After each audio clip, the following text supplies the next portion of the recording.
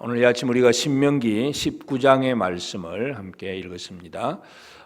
모세가 계속해서 이스라엘 백성들이 가나안 땅에 들어가서 어떻게 살아가야 되느냐 하는 문제를 이 율법을 가지고 계속 설명을 하고 있는데, 오늘 19장의 내용은 이미 이제 요단강 동편에 두 지파 반이 기업을 차지하고 있는 이 상황 속에서 세 개의 성읍을 구별해서 도피성을 지정을 하게 합니다. 그리고 이제 또 가나안 땅에 들어가서도 또다시 세 개의 도피성을 지정하게 하는 도피성의 문제. 그래서 이 도피성은 뭔가 사람을 형제들이 누군가를 이제 고의가 아니고 실수로 누군가를 죽게 했을 때에 죽이고 싶은 그런 죄악된 마음이 없이 실수로, 그래서 여기 모세가 예를 드는 것은 두 사람이 이렇게 나무하러, 도끼 들고 나무하러 산에 갔다가 그래서 이 도끼 자루가 빠져서 옆 사람을 맞춰서 죽이게 했을 때, 이건 사람을 죽이려고 한 것이 아니라 참 이렇게 실수로 벌어진 그런 일인데, 이런 사람들은 도피성에 들어가서 그 생명을 보존하라,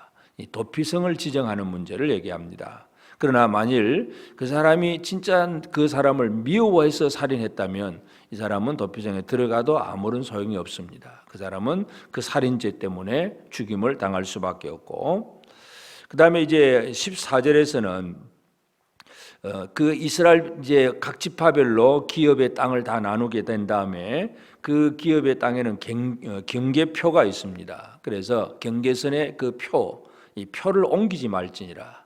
그러니까 이 옮긴다는 개념은 내 땅을 좀 더 넓게 하기 위해서, 내 땅을 넓게 하려고 하면 이 표를 넓게 멀리 옮겨야 되는데, 옮기면 결국은 이웃은 그 땅을 빼앗기게 됩니다. 그래서 경계표를 옮기지 말라, 그 얘기하고, 그 다음에 이제 15절부터는 어떤 사람이나 악이나 뭔가 문제가 있어서 그렇게 이제 시비가 붙으면 제사장이나 재판관 앞에 가서 이제 판단을 받게 되는데, 그때에 두세 증인, 한 사람의 말로는 되는 것이 아니라 최소한 두세 증인이 있어서 그 증인의 증언을 통해서 그 일을 재판해야 된다는 것, 그 얘기를 합니다.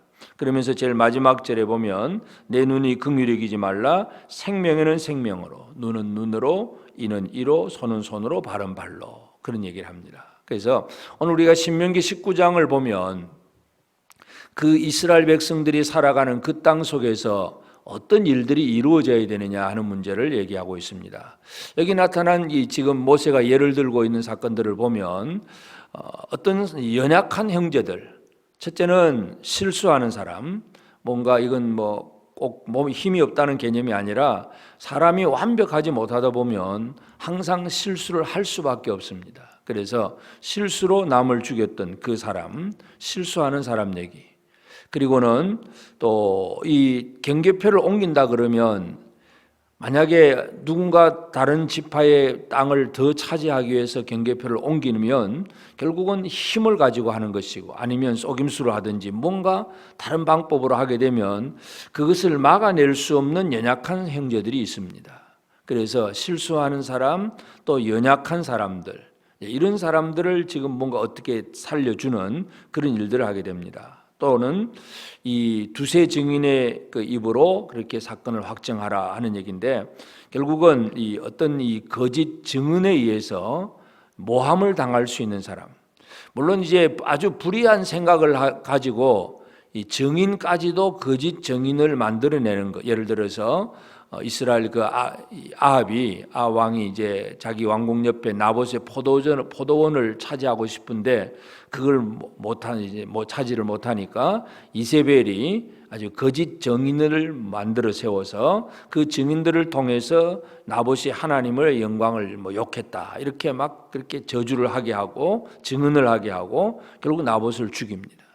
그러니까 물론 이제 증인을 두세 사람 만들어내는 죄악까지도 범하는 것은 진짜 심각한 죄악이긴 하지만, 하여튼 일반적인 그런 상황 속에서는 그 정도까지는 안 될 것이고, 하여튼 한두 사람의 거짓말 때문에 뭔가 이 무고히 또 이렇게 죄를 뒤집어 쓰는 그런 일을 해서는 안 된다는 것.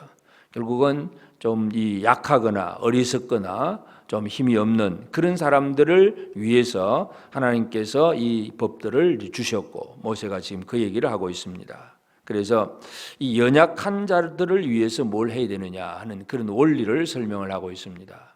다시 말해서 이스라엘은 하나님께서 주신 그 땅에 들어가서 이제 살아가게 될 때에 형제와 더불어 살아가야 됩니다. 그럼 형제와 더불어 살아가는 것이 옛날 이스라엘 백성이나 지금 우리 시대에도 똑같은 삶입니다.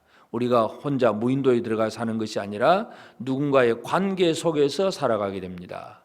그런데 그 누군가의 관계 속에서 어떤 사람은 힘이 세고 어떤 사람은 힘이 약할 수도 있고 어떤 사람은 좀 더 아주 머리가 좀 더 발달되어 있는 사람, 아니면 또 어떤 사람은 좀 어리석은 사람, 이렇게 사람과 사람 사이에는 여러 가지 차이가 있을 수 있기 때문에 이 차이점을 가지고 불의한 일이 생겨나지 않도록, 그래서 오늘 우리 신명기 19장의 그 말씀의 내용들은 바로 연약한 자들을 어떻게 배려하고 계시는가, 하나님의 마음을 오늘 우리가 읽어볼 수 있습니다. 그래서 하나님께서는 이 도피성을 지정해서 실수로 살인한 자들이 바로 그것 때문에 보복당하지 않도록, 또 하나님께서 주신 그 땅을 절대로 빼앗기지 않도록 경계표를 옮기지 말라는 엄중한 명령과, 또 어떤 사람이 죄를 지었을 때에 그냥 한 사람의 그 말로서 그냥 처리가 되는 것이 아니라 적어도 두세 증인이 분명하게 증언을 할 수 있도록,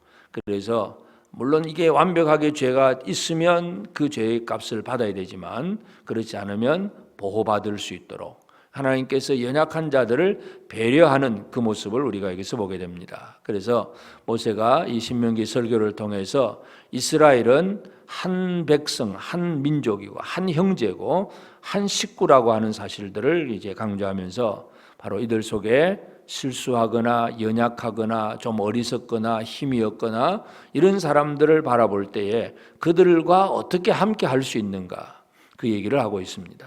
그래서 오늘 그 원리는 지금도 이 시대를 살아가는 우리도 똑같습니다. 그래서 우리가 가정에서 또 여러 식구들과 형제들과의 관계 속에서 또는 직장에서 또는 친구들과의 관계 속에서 참 특별히 믿음의 형제들 속에서는 특별히 더 이 연약한 자들을 배려하고 붙들어주고 세워주는 그런 일들을 잘 감당해 나가야 됩니다. 그것이 하나님의 백성들의 삶이고, 또 하나님 주신 약속의 땅, 그 기업의 땅은 이러한 하나님의 은혜가 적용이 되고 은혜가 흘러가는 그런 땅이 되기를 하나님께서 원하고 계십니다.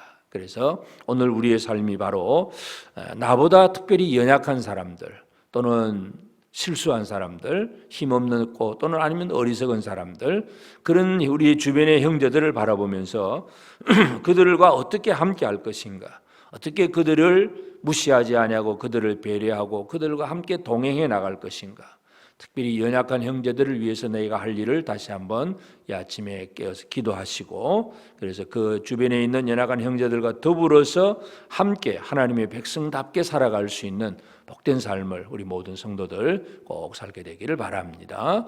기도하겠습니다. 하나님 아버지, 크신 은혜를 감사합니다. 아버지 하나님, 오늘도 새 아침을 주시고 또 기도하며 아버지 하나님의 말씀 안에서 또 주의 음성을 듣게 하신 아버지여 감사합니다. 이스라엘이 가나안 땅을 차지하고 그들이 그 땅에서 살아갈 때에 그저 부한 자는 더 부해지고 강한 자는 더 강해지는 그런 모습이 아니라 참으로 연약한 자들, 실수하는 자들, 또 부족한 자들, 여러 주변에 많은 사람들이 있을 때마다 그들을 배려하고 그들을 또 세워주며 그들과 함께 동행하기를 주께서 원하셨사오니, 하나님 아버지, 오늘 이 말씀의 원리들이 우리의 삶 속에도 그대로 적용이 될 수 있게 하옵소서. 하나님 아버지, 우리가 우리 주변에 또 돌아볼 때에 참으로 우리 스스로 생각하기에 나보다 못하고 연약하고 나보다 힘이 없고 참 나보다 연약해서 아무것도 못하는 아주 무시할 만한 그런 사람이 있는 것 같은 그런 느낌이 있을 때가 있습니다. 하나님, 그럴지라도 그 연약한 형제들을 돌아보고 그들과 함께 가고 그들과 더불어 갈 수 있는 그러한 삶이 우리의 온 성도들의 삶 속에서 이루어지게 하옵소서. 그래서 성도들의 삶이 하나님의 놀라운 사랑을 받은 것처럼 이제는 형제를 향하여 진정으로 사랑하고 은혜 베풀고 용서하고 또 하나님의 거룩한 은혜를 흘러보내는 그러한 은혜의 삶을 살아갈 수 있도록 우리 가운데 은혜를 베풀어 주옵소서. 하나님 아버지, 오늘도 새 아침 주셨음을 감사합니다. 오늘도 우리 온 성도들 말씀으로 또 찬양으로 또 기도로 하루를 시작하는 사랑하는 성도들이 늘 도우시는 하나님의 놀라운 은혜를 힘입어 나아갈 수 있도록 은혜 베풀어 주시옵소서. 하나님, 이 땅 위에 이 코로나의 질병이 여전히 온 세계를 덮고 있습니다. 하나님, 아직도 이렇게 이 심각하게 또 이렇게 참 이 많은 어려움을 겪고 있는 그런 지역도 있고, 이제 조금은 백신이 있어서 벗어나는 지역도 있긴 하지만 아직도 여전히 많은 어려움이 있습니다. 하나님 아버지, 우리가 또 있다 살아가는 우리나라에도 아직도 완벽하게 또 모든 것이 해결되지 못한 상태입니다. 주여, 불쌍히 계시고 특별히 믿음의 사람들이 함께 모여서 찬양하고 경배하며 기도하는 일들, 함께 모여 사역하고 함께 모여 하나님의 뜻을 이루어가는 일에 참으로 조금도 부족함이 없도록, 그 일을 이룰 수 있도록 이 코로나의 모든 문제들이 속히 해결될 수 있도록 주여 도와주시옵소서. 그래서 서로 연약한 형제들을 돌아보며 서로 함께하는 아름다운 일들이 이 땅에서 더 많이 일어날 수 있도록 주님 우리 가운데 역사하여 주시기를 간절히 바라고 원합니다. 오늘도 우리 모든 성도들의 가정과 또 직장과 또 우리 자녀들의 학교 생활과 모든 삶 속에서 늘 도우시는 하나님의 은혜를 힘입어 나아가게 하시고, 내가 받은 주의 은혜를 또 다른 연약한 형제들에게 흘려보내며 살아갈 수 있는 복된 삶을 사는 우리 모든 성도들 주께서 만들어 주시옵소서. 이 아침 깨어서 기도하는 성도들의 모든 기도를 주께서 들어 응답해 주실 줄 믿고 감사하오며 예수님의 이름으로 기도드리옵나이다. 아멘.